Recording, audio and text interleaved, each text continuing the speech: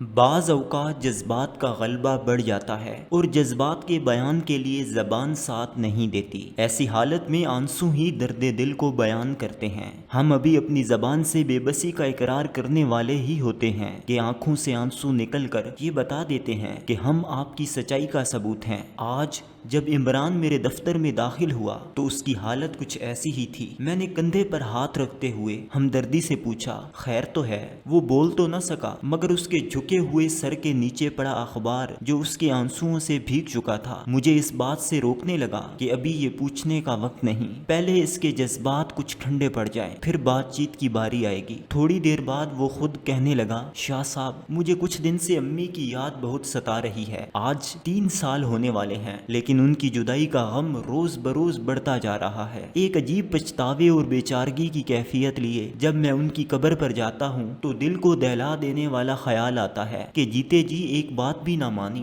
اب قبروں پر پھول چڑھا کر کیا ملے گا۔ عمران میرا پرانا دوست ہے، اس لیے میں اس بات سے آگاہ تھا کہ عمران کی والدہ کو گزرے 3 برس ہو گئے ہیں۔ پہلے بھی وہ ان کی باتیں بتاتا رہتا تھا لیکن آج اس کی گفتگو میں آتش فشاں کا سا زور تھا۔ میں نے گرم چائے کا کپ آگے بڑھایا تو وہ بولا، امی کہا کرتی تھیں بیٹا جب سے تو بڑا ہوا ہے اپنی پڑھائی اور کام میں اتنا مگن ہو گیا ہے کہ 2 گھڑی مجھے شکل بھی نہیں دکھاتا۔ تجھ سے میری کوئی فرمائش نہیں، فقط اتنا تقاضا پورا کر دیا کر، بس 2 گھڑی میرے پاس بیٹھ جایا کر۔ میں ان دنوں میں مصروفیت کی انتہا پر تھا۔ میں یہ سوچتا رہا اور پلان کرتا رہا کہ کل سے ان کے لیے کچھ وقت نکالوں گا، لیکن وہ کل کبھی نہ آ سکی اور وہ چلی گئیں۔ یہ کہتے ہوئے عمران کے پھر آنسو نکل آئے۔ اس نے چائے کا کپ میز پر رکھا اور بولا، شاہ صاحب کمال دیکھیے کہ بچہ تکلیف میں ہو تو ماں کو دعا کا طریقہ خود ہی آ جاتا ہے۔ امی کی وفات پر میری عمر 31 برس تھی لیکن تب تک ایک دن بھی ایسا نہ گزرا کہ میرے گھر آنے سے قبل میری ماں سو چکی ہو۔ آج مجھے احساس ہو رہا ہے کہ خدا تعالیٰ کا سب سے بہترین تحفہ ماں ہے۔ ماں ہی سراپا محبت ہے۔ ماں سدا ہماری ماں ہی رہتی ہے چاہے ہم بوڑھے ہو جائیں۔ ایک دن ہم بہن بھائیوں کو بٹھا کر کہنے لگی، بیٹا میں نے صرف تمہیں ہی نہیں تمہارے ابو کو بھی پالا ہے، وہ تو بہت بے پرواہ تھے،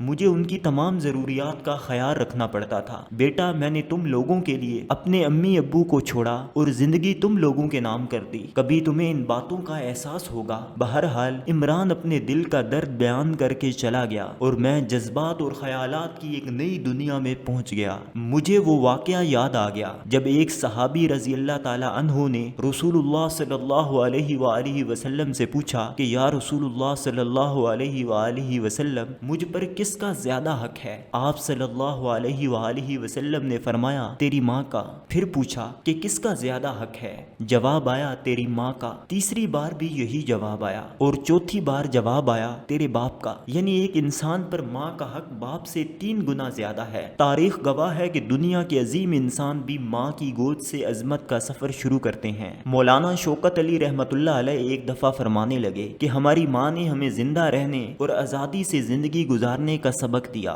گود سے گور تک علم حاصل کرنے کا حکم ہے، یعنی ماں کی گود ہی بچے کے لیے علم کی پہلی درس گاہ ہے۔ رسول اللہ صلی اللہ علیہ وآلہ وسلم نے جہاد سے افضل عمل والدین کی خدمت کو قرار دیا۔ آپ کی خوشیوں کو دوبالا کرنے والی ذات کا نام ماں ہے۔ کہا جاتا ہے کہ ناکام والدین کی کامیاب اولاد در حقیقت والدین ہی کی کامیابی کا اظہار ہے۔ کمال دیکھیے، خدا تعالیٰ جب اپنی محبت کا بیان دینے لگتا ہے تو فرماتا ہے کہ میں تمہیں 70 ماؤں سے زیادہ پیار کرتا ہوں، یعنی محبت کے لفظ کی شدت کو بھی ماں کی ممتا کے ساتھ جوڑ کر بیان کیا گیا ہے۔ آقائے دو جہاں حضرت محمد صلی اللہ علیہ وآلہ وسلم فرماتے ہیں، ماں کے قدموں تلے جنت ہے۔ ابھی میں انہی خیالوں میں گم تھا کہ فون کی گھنٹی بجی اور خیال کا سلسلہ منقطع ہو گیا۔ فون پر دوسری طرف عمران کی درد بھری آواز تھی۔ وہ بولا، شاہ صاحب آپ پڑھاتے ہیں، خدارا آپ تمام بچوں کو نصیحت کیجئے کہ وہ آج ہی اپنی جنت کی ٹکٹ پکی کریں۔ یہ نہ ہو کہ ماں کی خدمت کا موقع ہاتھ سے نکل جائے اور ماں ہمیں چھوڑ کر اس کے پاس چلی جائے جس نے ہمیں 70 ماؤں کے برابر پیار دینا ہے۔ اب عمران جذبات کی شدت میں مزید بول نہیں سکتا تھا اور میرے سامنے پڑا اخبار ایک بار پھر آنسوؤں سے تر ہونے لگا۔ یہ اقتباس قاسم علی شاہ صاحب کی کتاب کامیابی کا پیغام سے لیا گیا ہے۔